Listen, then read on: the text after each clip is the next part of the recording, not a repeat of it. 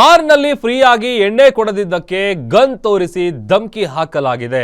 ನನಗೆ ಎಣ್ಣೆ ಕೊಡ್ಲಿಲ್ಲ ಅಂದ್ರೆ ಶೂಟ್ ಮಾಡಿಬಿಡ್ತೀನಿ ಅಂತ ಹೈ ಡ್ರಾಮಾ ಕ್ರಿಯೇಟ್ ಮಾಡಿದಾನೆ ಒಬ್ಬ ವ್ಯಕ್ತಿ.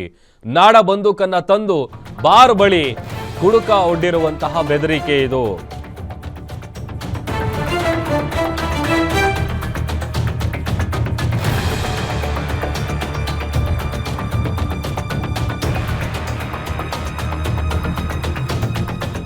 ಇತ್ತೀಚೆಗಷ್ಟೇ ಮಂಡ್ಯದಲ್ಲಿ ಕೂಡ ಇದೇ ತರದೊಂದು ಘಟನೆ ನಡೆದಿತ್ತು. ಫ್ರೀಯಾಗಿ ಎಣ್ಣೆ ಕೊಡ್ಲಿಲ್ಲ ಅಂತೇಳಿ ಬಾರ್ಗೆ ಬೆಂಕಿ ಹಚ್ಚೋದಕ್ಕೆ ಮುಂದಾಗಿದ್ರು. ಆಮೇಲೆ ಬಾರ್ನ ಓನರ್ನ ಕಾರ್ ಕೂಡ ಸುಟ್ಟಾಕೋದಕ್ಕೆ ಪ್ರಯತ್ನ ಪಟ್ಟಿದ್ರು. ಬಟ್ ಇಲ್ಲಿ ಈತ ಗನ್ ತಗೊಂಡು ಬಂದು ಹೆದರಿಸಿದಾನೆ. ನನಗೆ ಫ್ರೀಯಾಗಿ ಎಣ್ಣೆ ಕೊಡ್ಲಿಲ್ಲ ಅಂತ ಅಂದ್ರೆ ಶೂಟ್ ಮಾಡ್ಬಿಡ್ತೀನಿ ಅಂತ.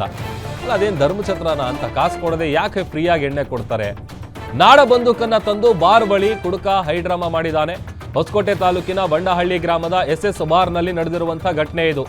ಬಾರ್ ಕ್ಯಾಶಿಯರ್ ಬಳಿ ಬಂದು ಎಣ್ಣೆ ಕೇಳಿದಾನೆ. ವಾಹಿದ್ ಖಾನ್ ಅಂತೆ ಆತನ ಹೆಸರು.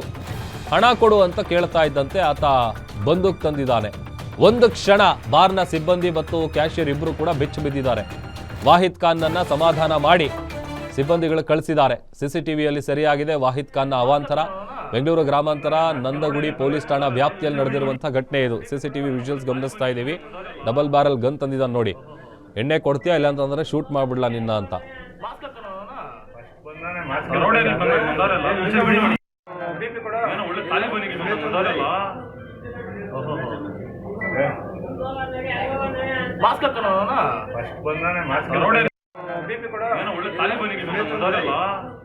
ಮಹೇಶ್ ನಮ್ಮ ಪ್ರತಿನಿಧಿ ಹೆಚ್ಚಿನ ಡೀಟೇಲ್ಸ್ ಅನ್ನ ಕೊಡ್ತಾರೆ. ಮಹೇಶ್, SS ಬಾರಿಗೆ ಬಂದಂತ ವ್ಯಕ್ತಿ ಯಾರು? ಆತನ ಬಳಿ ಗನ್ ಹೇಗ್ ಸಿಕ್ತು? ಯಾರಾತ? ಯಾವಾಗ ನಡೆದಿರೋ ಘಟನೆ ಇದು? ಎಸ್ರಮ್ಮ, ನಿನ್ನೆ ಸಂಜೆ ವೇಳೆಗೆ ಅಂದ್ರೆ ಭಾನುವಾರ ಆಗಿರೋದ್ರಿಂದ ಏನೋ ಬಾರ್ಗೆ ಎಣ್ಣೆ ಪರ್ಚೇಸ್ ಮಾಡ್ಲಿಕ್ಕೆ ಬಂದಿರ್ತಾರೆ. ಆಗ ಎಣ್ಣೆ ಕೊಟ್ಟಂತ ಬಾರ್ ಕ್ಯಾಶಿಯರ್ ಏನಿದ್ರೆ ಅವರು ದುಡ್ಡನ್ನ ಕೇಳ್ತಾರೆ. ಈ ಸಮಯದಲ್ಲಿ ನನ್ನೇ ದುಡ್ಡು ಕೇಳ್ತೀಯ ಅಂತೇಳಿ ಏನು ಕ್ಯಾಶಿಯರ್ ಮೇಲೆ ಜಗಳ ಮಾಡಿರುವಂತದ್ದು. ಮತ್ತೆ ಅಲ್ಲಿಂದ ಅಂದ್ರೆ ಬಾರಿಂದ ಹೊರ ನಡೆದು ಮತ್ತೆ ಮನೆಗೆ ಹೋಗಿ ಮನೆಯಲ್ಲಿದ್ದಂತ ನಾಡ ಬಂದೂಕನ್ನ ತೆಗೆದುಕೊಂಡು ಬಂದು ಅದರ ಜೊತೆಗೆ ಏನು ವಾಹಿದ್ ಖಾನ್ ಏನಿದ್ದಾರೆ ಅವ್ರ ಜೊತೆ ಇನ್ನೂ ಇಬ್ರು ಸ್ನೇಹಿತರನ್ನ ಕರ್ಕೊಂಡು ಬಂದು SS ಬಾರ್ನಲ್ಲಿ ಏನು ಜಗಳ ಮಾಡಿರುವಂತದ್ದು.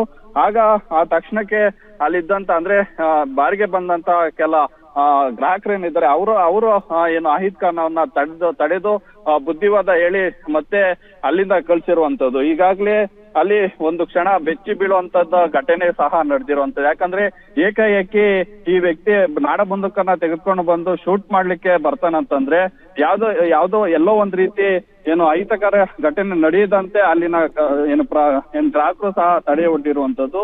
ಈಗಾಗಲೇ ಈ ಪ್ರಕರಣದ ಕುರಿತಾಗಿ ನಂದಗುಡಿ ಪೊಲೀಸ್ ಠಾಣಾ ವ್ಯಾಪ್ತಿಯಲ್ಲಿ ಏನು ಪ್ರಕರಣ ಕೂಡ ದಾಖಲಾಗಿದೆ. ಈ ನೆಲೆಯಲ್ಲಿ ಪೊಲೀಸರು ಸಹ ನಾಡ ಬಂದೂಕು ಹೇಗೆ ಸಿಕ್ತು, ಯಾರೆಲ್ಲ ಈ ಘಟನೆಯಲ್ಲಿ ಭಾಗಿಯಾಗಿದ್ದಾರೆ ಅನ್ನೋದನ್ನ ಇನ್ನಷ್ಟೇ ತನಿಖೆ ಮಾಡ್ತಾ ಇರುವಂತದ್ದು. Ram, okay, thank you.